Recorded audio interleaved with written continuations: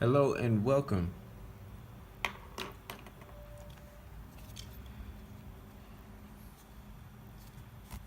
Hello and welcome to another Chris G art review video. Today we're going to be reviewing the Pentel Pocket Brush Pen. The Pentel Pocket Brush Pen is, I would say, one of the most popular brush pens on the market today, just due to the fact that there are many artists that choose this brush pen, and today I'm going to tell you why I choose to use this brush pen, amongst others, but this has got to be my favorite brush pen. First, let's talk about the body. The body of this brush pen is all black plastic. There's a pocket clip right here. On the front, there is a Japanese character that I don't know what character this is, and mine's pretty rubbed off because it's an old brush pen. On the back, here we go, we got Pentel. And I really like the black and silver design. So it's all black and it's got the silver Pentel Japan on the back, and this character that's pretty much rolled off, Japanese kanji. The cap is really secure, by the way. If you listen to it, listen. So it's a very tight fit. It's not gonna open up in your pocket. You really have to pull to get this thing open. The nib, it's not a nib, it's a brush. That's the difference that makes this pen, I wanna say, special. That's what makes this pen special compared to many other brush pens, is that this pen uses synthetic hair to actually create a brush tip. So this is not a felt tip like on some brush pens. This is a real synthetic hair brush pen.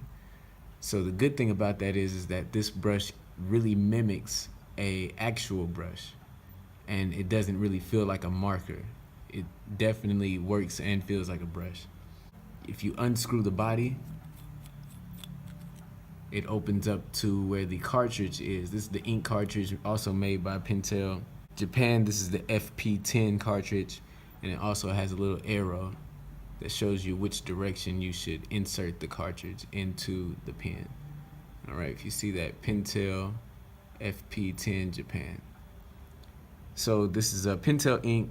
The ink is not waterproof, so if you're a watercolor artist, do not use this pen with your watercolor because the ink will smear. So this pen is very compact. All right, these are just random pens. All right, so you see this, the click pen is about the same size, but a little smaller than a roller pen. Right, this box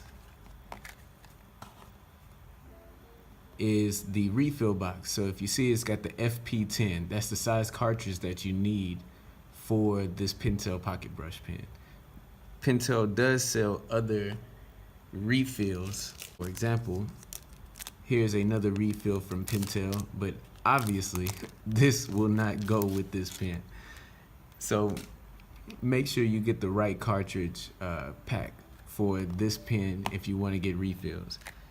This is what the cartridge looks like when it's full of ink, and this is what your empty cartridge will look like after you use all the ink out of it. I've seen some artists, they take ink and they refill these cartridges, so they just fill the open end with ink and then insert it back into the brush.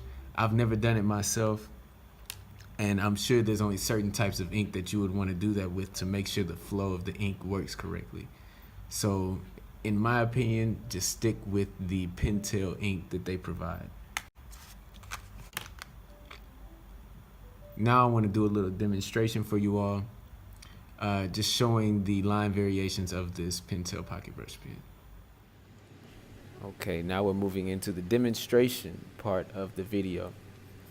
I'm just going to be drawing a small little Naruto Uzumaki anime piece, a manga piece, with this Pentel pocket brush pen. But first, I just want to make a correction. Earlier in the video, I said that the ink is not waterproof, but this FP10 ink is waterproof. So feel free to use it with watercolor if you're a watercolor artist.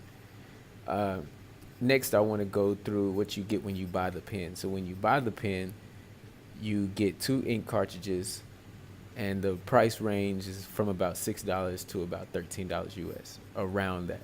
Could be a little more, a little less. And also, there are refill boxes available. Inside of the refill box, you'll get 5 extra cartridges. Personally, I recommend that you go ahead and buy that. It's not a lot of extra money, but you won't have to think about going back to get more ink for a while. It should last you a pretty good time. I recommend that you buy the ink cartridges, the extra refills, just because this pen can give a very wide range of line thickness and variations. So if you fill in a lot of black spaces with this pen, then you might run out of ink a little faster than just doing small line work. Next, I just want to go through some positives and negatives I feel like for this pen and why I chose to use this pen and why I like using it. So the positives, you get a wide range of line variations. You can get really thin lines, and then you can get really thick lines. As you see, as I'm going through this hair, especially right here, that line is thick, and then it goes thin, then thick, and then thin. But what this does is it makes your art a little more, it jumps off the paper a little more. Line variation is more appealing to the eye. So that's a good plus for the pen. It mimics a real brush because it's synthetic brushes. It's a synthetic brush tip, excuse me. So it mimics a real brush, so that's another good thing. There are different textures that you can create with this pen. If you use it with a paper that has a tooth on it, so like a thicker, maybe like a watercolor paper, the lines will also be textured. The pen is compact, and on top of that, it's pretty stylish. Personally, I like the style. So now let's get into the negatives. The negatives for this pen is definitely the learning curve. It takes a lot of practice to be able to control this pen, just because a small difference in pressure on this pen can completely change the thickness of the line. As you can see, I'm filling in big black spaces right now on the picture, but you can go from making a really thin line up to filling in large areas. So it's definitely a learning curve. It's really like using a regular brush, but it takes a lot of practice to get used to this thing. Here are some of the line variations that I was talking about earlier. So we're going to go from really thin lines up to some really thick lines. Along with the thicker lines that you may get, you also can flick the pen or make a flicking motion with the pen, and what that does is it gives you a different variation of line also. I mean, this pen can do so many different variations. Like I said, it just takes a lot of practice to master. I've had this pen for almost 2 years now, and I'm still nowhere close to really being able to utilize it to its fullest potential. I really enjoy using it. It's a very fun pen, but it's very easy to make mistakes with this pen because it's so easy to change line variations when you're using it. What I did around the edge of the drawing is put the pen on its side and flick it upwards, and it gives you a nice textured look to your drawing. I totally recommend this Pentel Pocket Brush Pen. It's one of my favorite pens to use. If you have any questions about the Pentel Pocket Brush Pen or anything about this video, just leave them in the comments below, and I'll be sure to get back with you. If you haven't already subscribed, make sure you subscribe to the channel, because there's going to be a lot more videos coming your way. And also, if you like the video, just drop a like. It's much appreciated.